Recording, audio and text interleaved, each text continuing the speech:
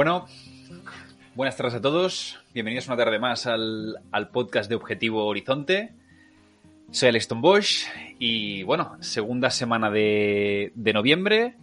Seguimos aquí al pie del cañón con los viajes. Y nada, quería comentaros que esta semana estamos recibiendo varias peticiones sobre, bueno, el aumento de casos de COVID que ha habido, sobre todo en Europa. Porque, bueno, sobre todo en muchos países tenemos el caso concreto de Alemania, de Rumanía, por ejemplo. Están teniendo un aumento, pues, un poquito sustancial del número de casos.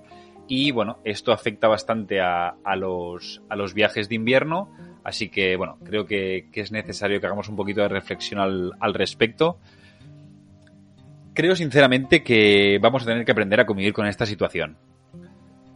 Yo no soy virólogo, yo no soy médico y, bueno, no voy a dar una opinión respecto a la pandemia o respecto al virus en concreto, porque, la verdad, no tengo ni idea.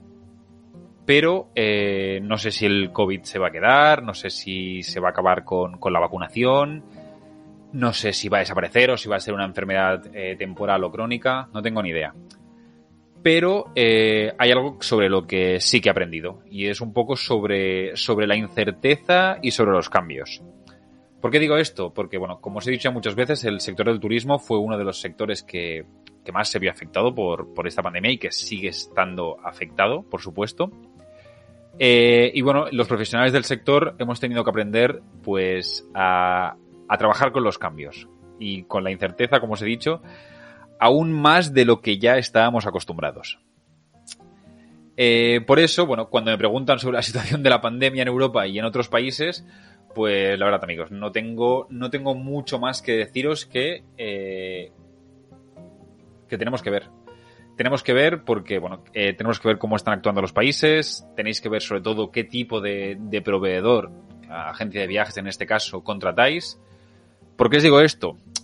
A ver, personalmente, bajo un poco la experiencia que tenemos, es poco probable que se vuelvan a producir prohibiciones de entrada a los países, al menos en Europa.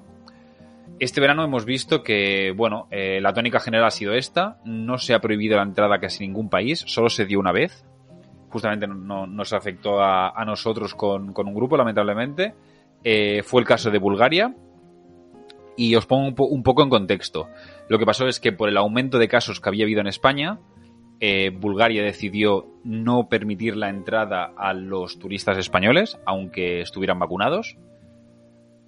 ¿Qué pasó? Que, bueno, vieron que, aparte de que había cierto consenso europeo a no actuar así, vieron que las medidas eran demasiado restrictivas y finalmente lo que hicieron es dejar solo pasar a aquellos turistas que estuviesen vacunados con las 2 dosis, como siempre decimos, y que además tuvieran también una PCR negativa.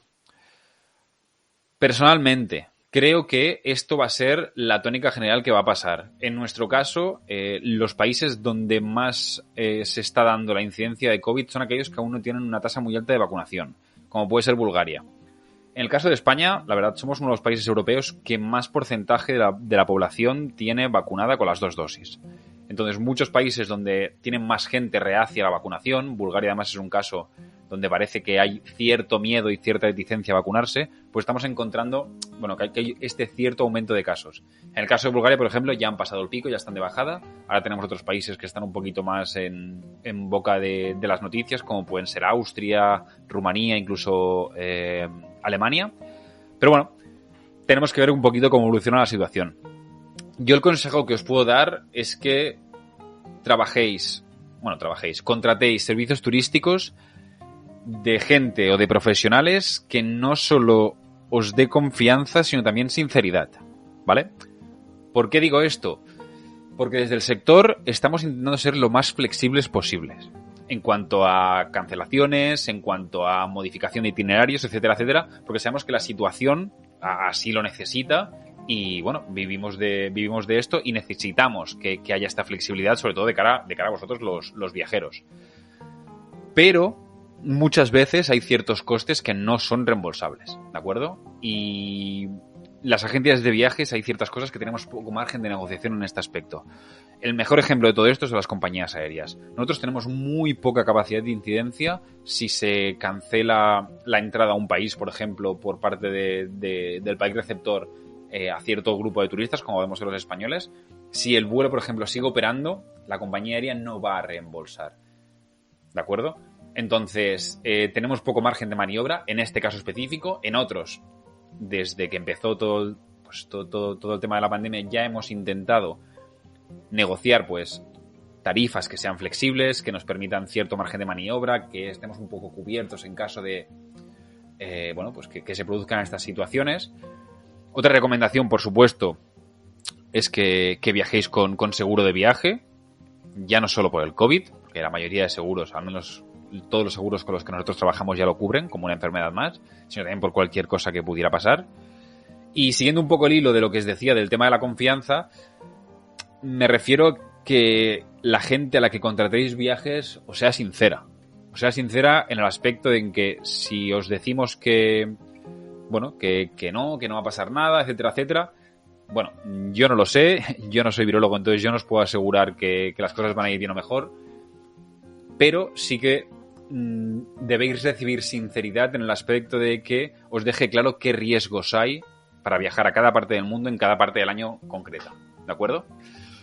Y bueno, esta es un poco la reflexión que quería compartiros. Vamos a seguir, vamos a repasar como siempre las noticias viajeras de esta semana. Vais a ver que hay un cierto cambio y es que a partir de ahora vamos a verlas en vez de desde su lugar de origen, desde mi web, desde la web de Horizon, que la tenemos por aquí. Exacto. He creado un apartado de noticias viajeras para que esté todo más comprimidito y más al uso, y que además si queréis recuperarlas las vais a tener todas en la web, que he creado un apartado específico para eso. Así que bueno, vamos a repasar un poquito las principales noticias de esta semana.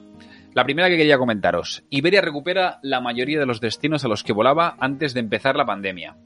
Muy interesante esta noticia. ¿Por qué? Porque, bueno, como sabéis, muchos vuelos a raíz de la pandemia se cancelaron, y ya no solo vuelos nominales, es decir, el vuelo en concreto, sino líneas aéreas enteras. Y bueno, en mi caso, como profesional del sector, he echado mucho en falta muchos vuelos que antes teníamos y que han dejado de estar. Por ejemplo, en mi caso me ha afectado bastante Ecuador, que hemos perdido bastantes líneas de las que había antes. Y bueno, esto no solo ha hecho que haya pues menos disponibilidad para ir a los países, sino también que los precios hayan subido. Porque bueno, claro, menos oferta a igual demanda, pues precios más para arriba. Pero bueno, pese a todo, este tipo de noticias hay que tomárselas con calma, más que nada porque pese a que en este caso que Iberia sí que ha recuperado pues la mayoría de sus itinerarios, esto no quiere decir que haya recuperado toda la cantidad de vuelos que tenía en cada itinerario, ¿vale?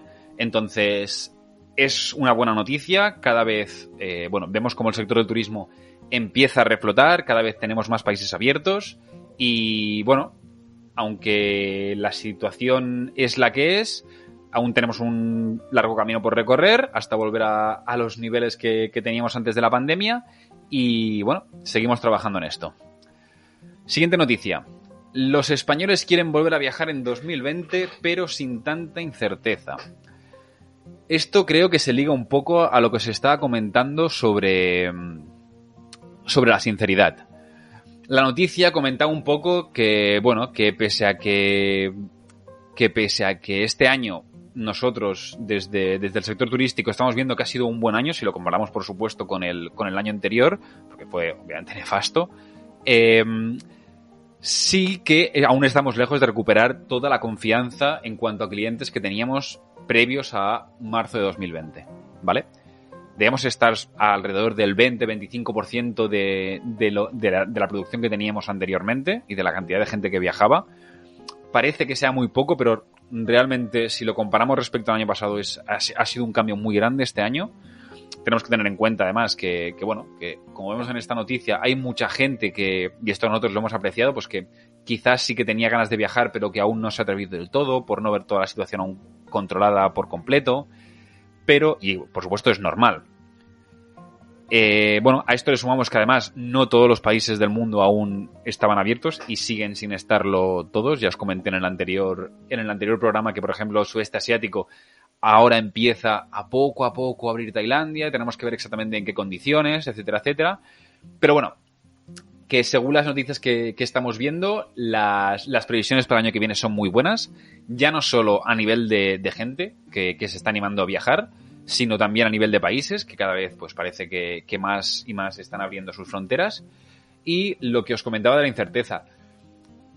Tenemos que aprender a vivir un poco con esto, porque, bueno, al fin y al cabo, parece que no nos va a abandonar a corto plazo y tenemos que aprender pues a maniobrar un poco, y creo que una de las claves, desde mi punto de vista, por supuesto, es contratar con buenos profesionales que ya no solo os garanticen pues un viaje seguro, sino que también os informen realmente de qué riesgos pueden haber a cualquier nivel, ya no solo dentro del COVID o dentro de la situación de pandemia, sino en cualquier momento de la vida y del viaje. Os tienen que decir qué riesgos o qué posibles situaciones se pueden dar por visitar un país en un momento concreto. Seguimos. Como última noticia, nueva apertura de país esta semana, en este caso Estados Unidos. Nueva semana y nuevo país que abre sus fronteras. Estados Unidos ha estado más de 20 meses con las fronteras cerradas y, bueno, se trata de uno de los grandes, uno de los gigantes. Si bien sí que permitía que sus ciudadanos viajaran, ¿vale? Los turistas no podíamos entrar, los extranjeros. Y, bueno, acaban de abrir las fronteras a todas aquellas personas que estén vacunadas y que además pasen una PCR negativa con 72 horas de antelación, 3 días antes. La tónica general que os comentaba un poco antes que estamos viendo. Normalmente los países ponen una condición u otra, es decir, o pauta de vacunación completa o PCR de 72 horas. En este caso, Estados Unidos ha optado por, de momento, poner las dos. Esta medida es obligatoria a todos los mayores de 18 años. Los menores no tienen obligación de estar vacunados, pero sí de pasar, de llevar una PCR negativa, ¿vale? Y, bueno, la medida computa desde los 2 hasta los 18 años de edad.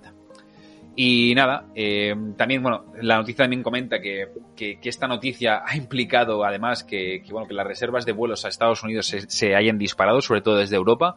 Tened en cuenta de que, bueno, Estados Unidos es un país que históricamente siempre ha recibido mucha inmigración, entonces hay muchas familias que, yo conozco algunos casos incluso, que si no tienen nacionalidad estadounidense, sus familiares no han podido ir a verlos directamente porque no se podía entrar en el país si no tenías pasaporte americano. Así que, bueno, otra buena noticia para el mundo del viaje. Recordaros que si queréis repasar las noticias viajeras a partir de ahora van a estar todas en la web y vais a poder acceder a ellas siempre que queráis. ¿De acuerdo? Y estando con el destino de esta semana. Vamos por faena, va.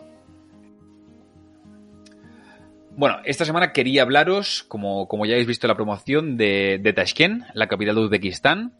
Y, bueno, una de las puertas de entrada a la ruta de la seda. Como sabéis, y a los que, bueno, he decidido hacer, pese a que el primer está en general, ya os comenté que abarcar un país entero pues requiere de mucha precisión y un podcast muy largo, para lo que creo que aún no estoy preparado. Así que voy a hacer pequeños podcasts más focalizados, en este caso, en las ciudades y en los puntos de interés. Y bueno, vamos a empezar sobre Uzbekistán, que vamos a seguir la semana que viene. Va a durar casi 5 semanas. Y bueno, vamos a empezar pues con Tashkent, que es posiblemente una de las ciudades más infravaloradas de todo Uzbekistán. Como sabéis, Tashkent es la capital de Uzbekistán y la puerta de entrada al país si queréis realizar cualquier viaje a esta zona. Es también, por supuesto, una de las ciudades más importantes de todo Asia Central. Y, bueno, creo que los viajeros la tienen en bastante poca consideración cuando estamos hablando de un contexto de, como os decía, un viaje a Uzbekistán. ¿Por qué? Cuando estamos pensando en Uzbekistán, siempre pensamos en Samarcanda, en la plaza del Registán, pensamos en Jiva, pensamos en Bujará, pero la capital uzbekista. Lo cierto es que si esta monumentalidad típica de Asia Central, de las madrazas, de la gran plaza del Registán, del encanto que puede tener la ciudadela de Giva, sí que es cierto que carece de esto, al menos en parte de la que os hablo y todo este simbolismo, ¿vale? Pero, como os decía, es la puerta de entrada a Uzbekistán y en parte también a la ruta de la seda, hoy en día, por supuesto. Pero, bueno, antes de entrar en detalles, como siempre, ya sabéis que en este programa me encanta hablar de historia, sobre todo porque creo que, siempre os lo digo, es entender el contexto histórico de los lugares que visitamos es muy importante y, bueno, esta vez no va a ser diferente. Así que, si te vas de viaje a Uzbekistán, hay ciertas cosas sobre su capital que tienes que saber antes, ¿vale? Y la primera es que, bueno, la historia de Tashkent se remonta al siglo V a.C., y bueno, que es cuando tenemos las primeras constancias de asentamientos permanentes en esta región, ¿vale? Si la situamos en un mapa, Tashkent se sitúa al oeste de todas las montañas del Tian Shan, ¿de acuerdo? Y muy cerca del río Chirkchik, a ver si lo pronuncio bien, Chirkchik. Por lo que, bueno, se trataba de un pequeño oasis muy importante para todos los pueblos que habitaban esta zona. Además, bueno, uno de los primeros nombres de los que tenemos constancia de esta región es el nombre de Chach, ¿de acuerdo? O también Zeshi en chino. Esta referencia en chino es principalmente gracias a las crónicas de un monje budista que se llama Chuanzang y que fue, bueno, como anécdota, fue un monje budista que decidió ir desde China hasta la India, pero recorriendo toda Asia Central, ¿vale? Todo un paseíto. Pero bueno, sigamos adelante. Unos cuantos siglos después, la zona pasó a formar parte de todo el territorio árabe islámico y a partir del siglo VII después de Cristo es cuando bueno, con las conquistas de Mahoma fue cuando toda la región pasó a estar bajo esta influencia. Tendremos que avanzar hasta el siglo X para tener la primera constancia del nombre Tashkent, que es de origen turco y que significa ciudad de piedra. Una curiosidad, Tash, la primera parte del nombre significa piedra, ¿de acuerdo? Y las terminaciones, la terminación Kent, pero también, por ejemplo, Kant o Kanda, significan ciudad o pueblo. Notad que encontramos el mismo ejemplo, por ejemplo, en Samar, la parte más inglesa, o Samarcanda en español. Y bueno, nada más, que a partir de cuando Chach, lo que os comentaba, había evolucionado su nombre ya a Chachkanda, pasó a llamarse Tashkanda. Y bueno, con los años ya, sobre todo con la influencia que tuvo ya a principios de siglo XIX, siglo XX también, de los rusos, ya se quedó el nombre en Tashkent. Pero bueno, no avancemos tanto. Es casi imposible, por supuesto, hablar de Asia Central sin hablar en algún momento de Gengis Khan. Por supuesto, también pasó por aquí, conquistó y arrasó todas las ciudades que encontró a su paso, y esta región, por supuesto, no fue una excepción. Estuvo en la región sobre el año 1219 después de Cristo y bueno, la incorporó dentro del imperio mongol, pero en este caso el verdadero héroe nacional uzbeco que nos interesa no es Gengis Khan, sino que por supuesto es Amir Timur, o también conocido como Tamerlán, el gran héroe uzbeco. Fue a partir del siglo XIV cuando la ciudad de Tashkanda pasó a formar parte del imperio timúrida de Amir Timur. Y, bueno, conquistó gran parte de lo que eran los territorios mongoles en la zona. Durante los siguientes años, además, todo el imperio timúrida fue cuando empezó a comerciar con otras ciudades en Rusia, puede ser la actual San Petersburgo, y también a incrementar las relaciones entre las dos ciudades, ¿de acuerdo? Y, por supuesto, los dos territorios, lo que nos llevaría años después a toda esta conexión que vamos a encontrar. Tashkent en el siglo XX, voy a resumirlo más rápido para no liarnos mucho con la historia. Tras la caída del Imperio Ruso, posterior revolución, Tashkent quedó al principio bajo la influencia soviética y bueno, primero se produjo la constitución del Soviet de Tashkent en el 1918 y después ya pasaría a ser la capital de la República Socialista Soviética Autónoma del Turquestán. Más tarde, en 1930, fue incluido dentro de una nueva república, que sería la República Soviética de Uzbekistán, y fue el momento en que desplazó a Samarcanda como capital y se quedaría Tashkent como la capital del país, hecho que durará hasta nuestros días. Como punto ya tenemos que avanzar hasta 1991, disolución de la Unión Soviética, independencia de Uzbekistán y bueno, la ciudad de Tashkent que empezó a evolucionar hasta la ciudad que conocemos hoy en día. Voy a hablaros, antes de empezar, sobre qué ver y qué no ver en Tashkent, sobre las impresiones que tuve yo sobre cuando hice mi primer viaje a Uzbekistán. Tashkent, la primera impresión que tuve fue la de una ciudad fría, ¿de acuerdo? Me explicaré. Porque fría tiene muchos matices. Mi primera visita a Uzbekistán fue justo en marzo. No, perdón, a mediados de febrero, ¿de acuerdo? Del año 2019. Y como os podéis imaginar, para los que no sabéis, Uzbekistán tiene un clima llamado continental extremo, ¿vale? Esto significa que hace mucho, mucho calor y en invierno mucho, mucho frío.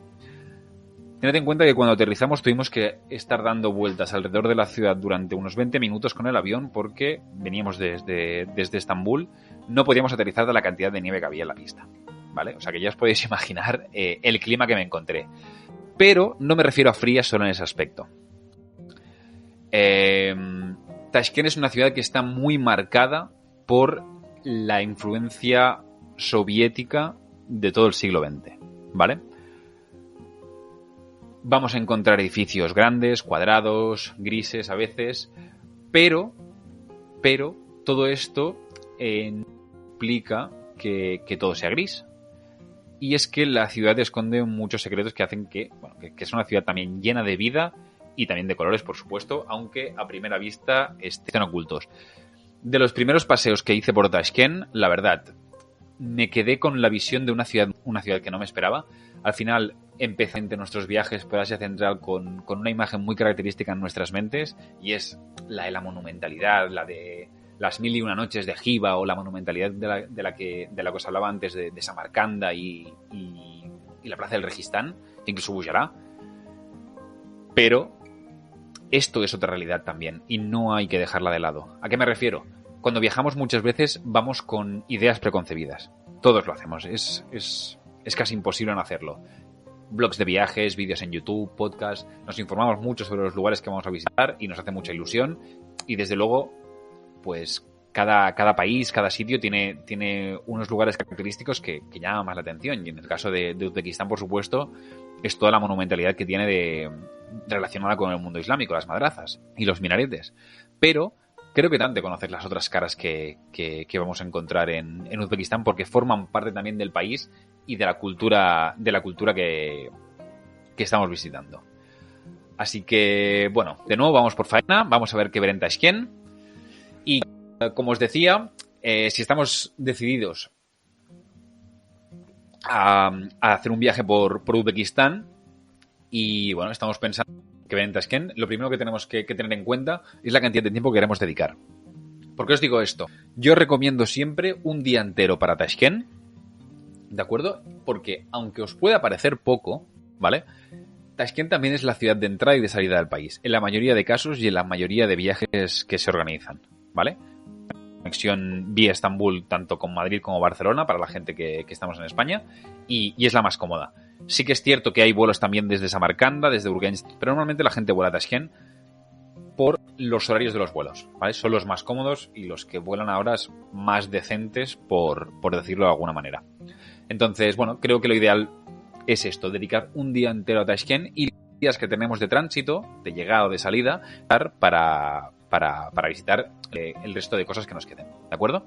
Entonces vamos a empezar con qué ver en Tashkent y lo primero de lo que os quería hablar es el metro de Tashkent. Puede parecer una obviedad, ¿de acuerdo? Y mucha gente, no sé si lo conoce o no, pero yo sí lo recomiendo. La movilidad en el metro de Tashkent es imprescindible para visitar la ciudad. ¿Por qué? Porque cada una de sus 29 paradas son una auténtica obra de arte. Mosaicos, columnas, lámparas, todas las estaciones de metro de Tashkent se han convertido lo que os decía, en un símbolo de la ciudad. Además, hasta hace relativamente poco estaba prohibido dentro. Ahora ese veto turístico se ha levantado. Antes se consideraba el metro como una especie de instalaciones militares, sobre todo porque podían ser también como refugios antiaéreos, etcétera, etcétera. Y a nivel estratégico parece que el gobierno uzbeco no quería dejar hacer fotos. Esto ya se ha levantado. Y lo que os decía, creo que una cosa impresionante de ver para mí es el metro que he visto de todos los que he visitado. Y como curiosidad, cada una de las paradas representa un momento de la histórica del país o un aspecto concreto de su cultura. Se trata de estaciones, además, para que lo tengáis, temáticas, ¿vale? Que además parecen entre ellas por ver cuál es más bonita. Y la verdad, no es la parada de Cosmonauta, no sé si lo he dicho bien. Y bueno, ya se pueden encontrar, por ejemplo, cuadros de científicos famosos del país, incluso astronautas del siglo XX, ¿de acuerdo? Es una parada que está orientada a este tipo y al espacio, y bueno, la decoración intenta emular estas cosas. Una parada, para mí, y que además, que no deja indiferente a nadie. Toda la gente que enviamos hacia allí siempre nos menciona el aspecto, sorprende porque además no es muy conocido.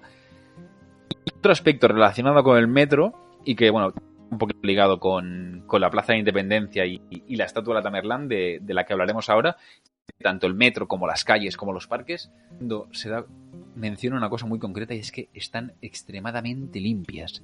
Es difícil no ver una colilla, sino ver un papel en el suelo. Y es algo que llama mucho la atención. Se trata de una ciudad extremadamente limpia. En general todo el país lo es. Y es porque la gente se encarga también la gente que tiene tiendas se encarga de barrer la calle, la gente que vive en las ciudades también se encarga de limpiar, además de los servicios de la ciudad. Y es uno de los puntos que llama mucho la atención. El siguiente punto de lo que quería hablar es la Plaza de Independencia. Y más que nada porque es un parque también, y por su dimensión y tamaño, es a lo que me refería cuando estaba hablando antes de la gran monumentalidad soviética que encontramos en la ciudad. Es una plaza enorme, realmente enorme, y data del año 1870, y en el centro de la misma podemos encontrar, por supuesto, la estatua del conquistador que ya os he dicho antes, más famoso, y el héroe nacional por antonomasia, que es Amir Timur, Tamerlán. Sin embargo, como curiosidad, esta estatua no siempre ha estado aquí, sino que durante el siglo XX, antes de la independencia, durante la época de dominancia soviética, aquí en el centro estuvieron primero Lenin, después Stalin y también Karl Marx. ¿Vale? La estatua de Amir Timur no ocupó su lugar hasta 1991 con la independencia del país. Es un lugar que vale mucho la pena. Además, tenemos alrededor tanto edificios como Pakistán, que es un gran símbolo de la ciudad. No es un gran hotel en el que a mí me gusta trabajar, pero es un símbolo por toda la arquitectura y todo lo que representa a nivel histórico. Y también si no me equivoco, también encontramos ahí el Ministerio del Interior. Que la plaza al final está rodeada por edificios muy grandes, también de época soviética, y que ayudan un poco a entender toda esta arquitectura, no gris que os decía, sino grande, imponente, característica del siglo XX en Uzbekistán. Siguiente punto del que os quería hablar. El mercado Chorsu, o Chorsu Bazar. Para mí es seguramente el punto más importante que ver en Tashkent. Y seguramente el alma de la ciudad, bajo mi punto de vista. ¿Por qué? Es el gran mercado de Asia Central, ¿vale? La visita del Chorsu, digo, para mí es de las más importantes de todas. No solo en Uzbekistán, no solo en Tashkent. Como sabéis, Uzbekistán fue y sigue siendo uno de los puntos centrales de la ruta de la seda. Y esto implica que sus gentes, su pueblo, siempre ha estado muy habituado al comercio y a los mercados, ¿de acuerdo? En este caso, el Chorsu es uno de los mercados más grandes de toda Asia Central, y tanto en su interior como en su exterior vamos a poder apreciar una enorme, pero repito, enorme cantidad de mercancías. especias, frutos secos, verdura, fruta, comida. Fuera podemos encontrar también ropa, electrónica. Y además todas las secciones están perfectamente delimitadas, no están mezcladas, sino que encontramos diferentes secciones de cada uno de ellos. Si os gusta la gastronomía, es un lugar ideal además para probar platos típicos como puede ser el plop o alguna de las ensaladas típicas que hacen allí, muy avinagradas. Y bueno, pese a que el mercado original tened en cuenta que en esta ubicación ha habido un mercado durante muchos años. El mercado original se destruyó en 1966 porque hubo un fuerte terremoto. La construcción nueva que se hizo a posteriori realmente es muy característica con esta gran cúpula azul y bueno, para mí es un lugar, siempre recomiendo visitar los mercados de allí donde viajamos porque podemos tomar el pulso a la ciudad normalmente. Vemos a la gente en su día a día comprando, vendiendo, vemos realmente los productos que se están ofreciendo. Por supuesto, intentamos siempre que no sean mercados muy turísticos, pero en este caso de verdad, es una auténtica joya, tanto a nivel arquitectónico como a nivel cultural, todo lo que vamos a poder encontrar dentro. Y bueno, no puedo hacer más que recomendarlo para todos aquellos que visiten Uzbekistán, porque realmente, de verdad, es una pasada. Además, como punto interesante, está muy cerquita de la madraza de Kukeldash, que es otro de los puntos del que, bueno, voy a hablaros un poquito a continuación. La madraza, se trata de la madraza más grande de Tashkent, la madraza de Kukeldash, y va a ser nuestra primera aproximación al mundo islámico que a nivel monumental en Uzbekistán. Nuestra primera aproximación en el programa de hoy, ¿de acuerdo? Si escogéis otro orden de visitas, pues será el que vosotros escojáis. Pero bueno, las madrazas o madrasas son el nombre que en la cultura árabe reciben las escuelas islámicas, ¿de acuerdo? Donde se enseña pues las enseñanzas del Corán. Pero no solo eso, también se enseña matemáticas, historia, astronomía, lenguas, ¿de acuerdo? O sea, principalmente son escuelas. Y eran escuelas porque en muchos países del mundo siguen operativas como tal, ¿vale? En este caso, la madraza de Kukeldash data del siglo XVI. Y se trata no solo de una de las más grandes de Asia Central, sino que una de las que mejor se ha conservado. Esto en parte es debido a que se ha reconstruido varias veces, ¿vale? Tanto por guerras como por terremotos. Es una zona proclive a ellos. Bueno, pues ha sufrido diferentes reconstrucciones, diferentes restauraciones hasta el edificio que tenemos hoy en día. Y bueno, la última reconstrucción se produjo tras la independencia del país. Y han dejado pues un imponente edificio que nos da la bienvenida a la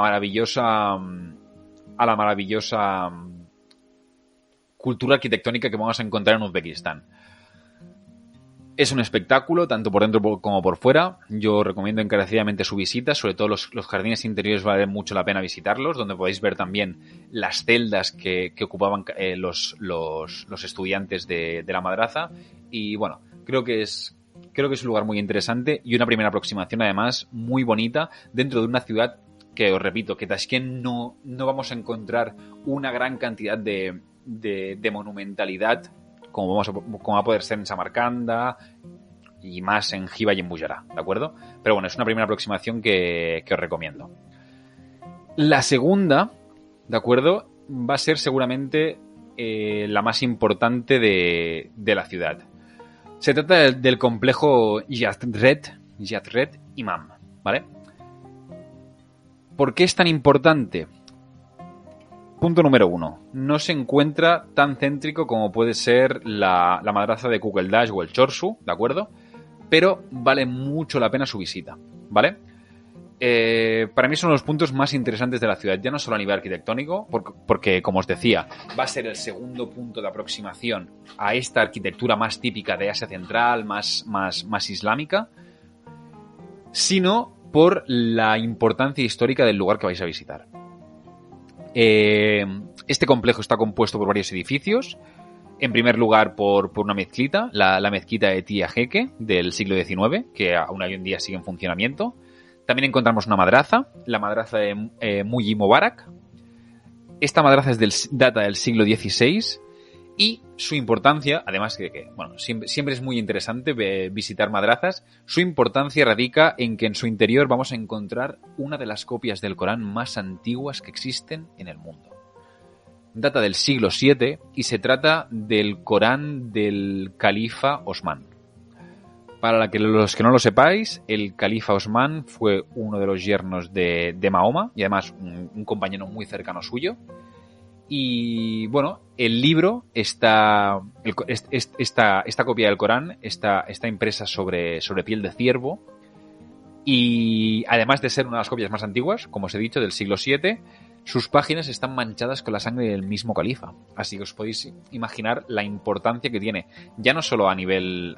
No es solo una joya para el mundo islámico, sino creo que es una reliquia de primer nivel, como pocas que se pueden ver en el mundo por la importancia histórica que tiene. ¿Vale?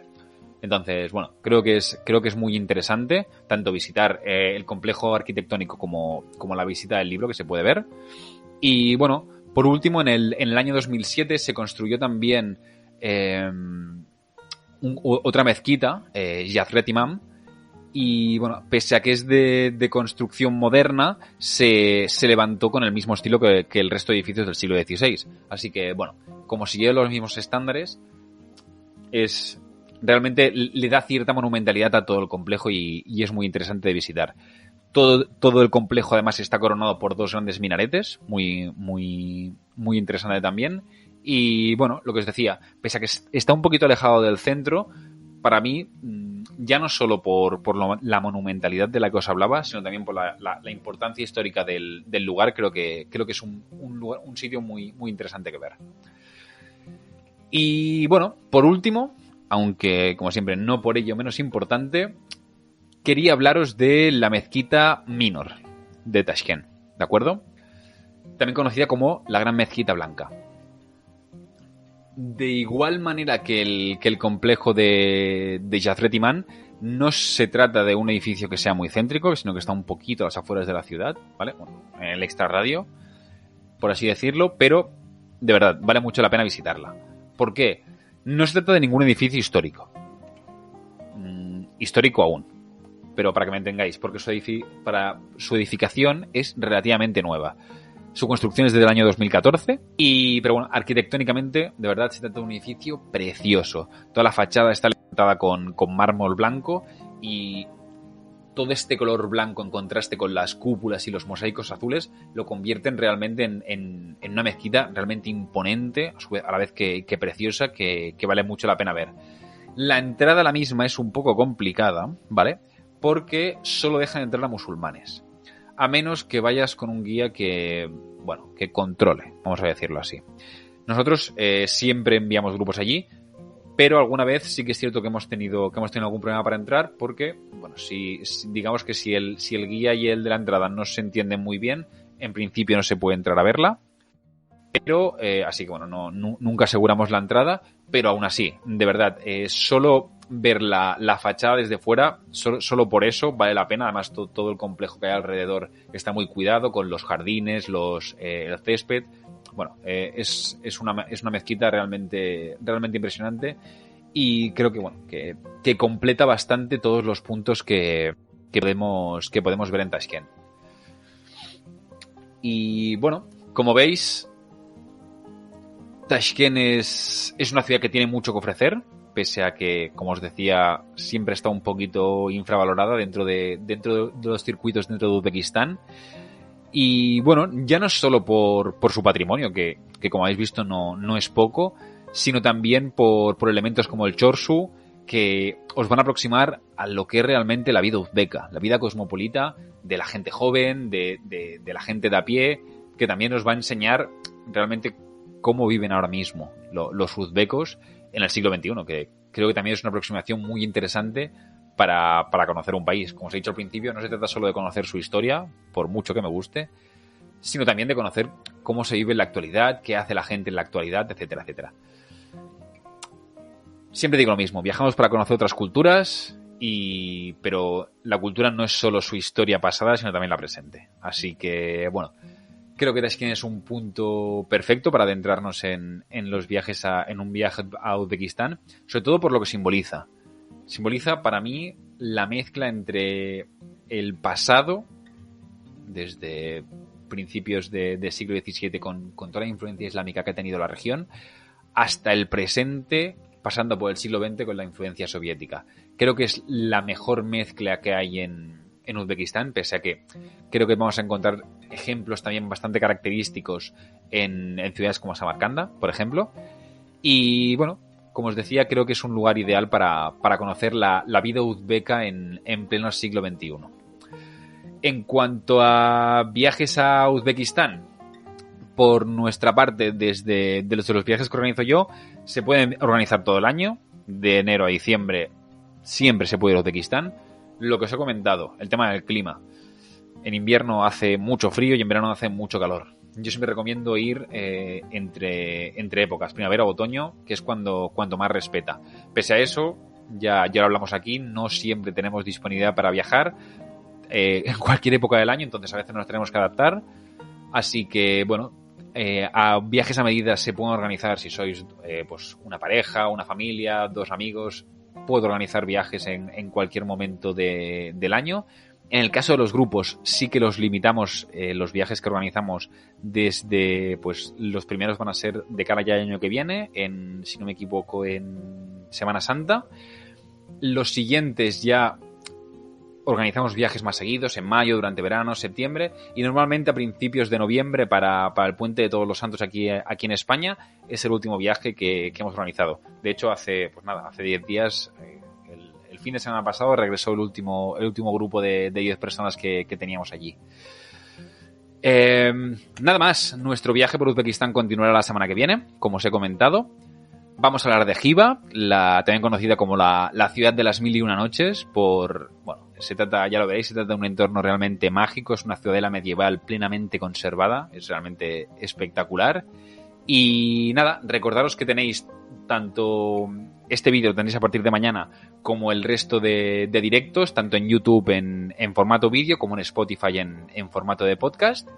Y yo me despido aquí. Muchas gracias a todos los que os habéis pasado, espero que lo hayáis disfrutado. Y recordaros que tenéis mi contacto tanto correo electrónico como vía Instagram en las redes sociales, y podéis contactarme para cualquier sugerencia o para cualquier viaje que estéis pensando. ¿De acuerdo? Muchas gracias a todos y nos vemos la semana que viene en otro directo. Un abrazo muy fuerte.